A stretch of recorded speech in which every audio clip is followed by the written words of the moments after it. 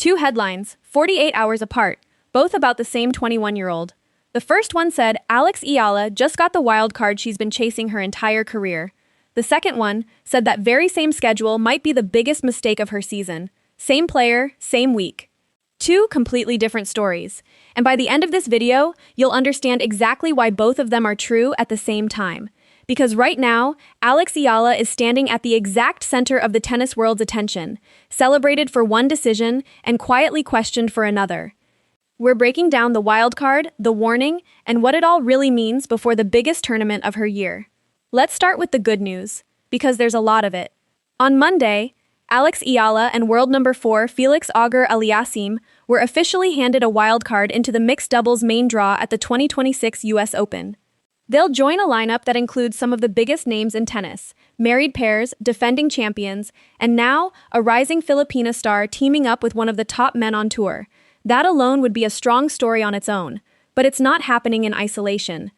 Just days before this announcement, Eala was eliminated from the Cincinnati Open in the round of 32, losing a tight 3-set battle to Amanda Anisimova after actually taking the first set.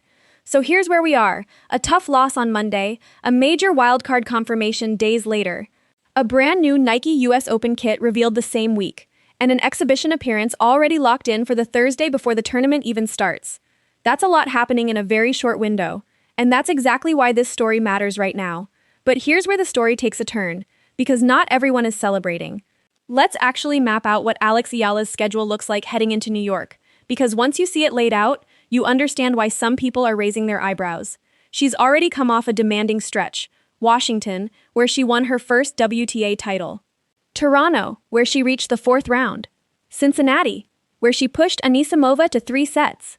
That's 3 straight weeks of high-level, physically demanding tennis. Now add what's still ahead. A mixed doubles main draw appearance alongside Felix Auger-Aliassime, beginning August 25. A charity exhibition called Stars of the Open on August 27th at Arthur Ashe Stadium, where she'll share the court with players like Iva Jovic, Amanda Anisimova, and Joao Fonseca. And then, the actual US Open singles main draw, kicking off August 30th. Singles, mixed doubles, and exhibition. All within about a week of each other, with almost no real recovery time built in. On paper, every single one of these is a positive. More matches, more visibility, more chances to compete on the biggest courts in tennis. And there's another layer to all of this, the Nike factor. Just this week, Eala's official 2026 US Open kit was revealed, a royal blue dress with white and black trim that fans immediately connected to the colors of the Philippine flag. It's a small detail, but it says a lot. Brands don't build custom Grand Slam kits around players they see as passing stories. They build them around players they expect to be on center court, in front of cameras, for as long as possible. So from every angle, sponsorship, scheduling, opportunity, the message being sent to Alex Eala right now is the same one. The tennis world expects big things from her in New York. And she said yes to almost everything that came with that expectation. But that's exactly the part that's starting to worry people. And that's where the second headline comes in. According to tennis analyst Liam McMillan, this stretch adds up to roughly 8 straight weeks of competitive tennis for Eala once you trace it back to Washington. And in his assessment, that kind of workload, especially heading straight into a Grand Slam, is simply not sustainable for any player, regardless of age. He didn't hold back either, describing it as a real scheduling misstep for a player who is still just 21 years old and building toward the biggest moments of her career. Now, here's the important part. This isn't a random hater on the internet. This is a tennis analyst pointing out something that top-level coaches worry about constantly, the gap between confidence and physical sustainability. Because here's the thing about momentum in tennis. It feels incredible in the moment. Every added match, every new opportunity, every new headline, it all reinforces the idea that you're on top of the world. And for Alex Eala right now, that's completely fair. She has every reason to feel unstoppable. But bodies don't run on momentum. They run on recovery. And when you stack a Grand Slam mixed doubles run, a nationally broadcast exhibition, and a full singles campaign into the same 7 to 10 day window, something eventually has to give, whether that's energy in the 4th set of a tight match, or reaction time on a crucial return, or simply the mental sharpness needed to grind through best-of-3 tennis at the highest level. That's not pessimism, that's just how elite sports physiology works. If you're new here, we cover every side of Alex Eala's story, the wins, the losses, and the moments in between that actually shape her career. Hit subscribe so you don't miss where this goes next. But here's what makes this story more complicated than just good news or bad news. Because there's a very real counter-argument here too. Some players thrive on exactly this kind of workload. Continuous match play can actually sharpen timing, rhythm, and confidence heading into a big event. Especially for a player like Eala, who has built her entire 2026 season on relentless competitiveness. She's already shown she can push deep runs on very little rest. Toronto, remember, came directly on the emotional and physical high of her first ever WTA title in Washington. She didn't collapse under that load.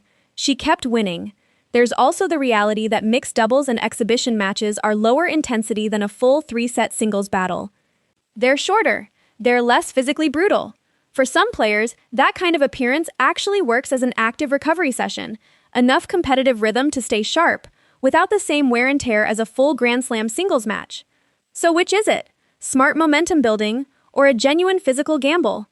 Honestly, nobody knows for certain. Not the analysts, not the fans, probably not even Eala's own team, until they see how her body responds once the tournament actually begins. What we do know is this. The stakes for getting it right have never been higher for her. She's currently sitting at a career-high live ranking around world number 18. She's coming off a run to the fourth round at Wimbledon, where she beat a defending champion along the way. She's already made history as the first Filipina to win a WTA singles title. Every part of her season has been building toward a defining moment at the US Open, and this stretch, whichever way it goes, is going to be remembered as part of that story. There's also a mental side to this that doesn't show up on any calendar graphic. Playing in front of a home-away-from-home crowd, and by every account the Filipino community in New York shows up for Eala in a huge way, can be its own kind of fuel.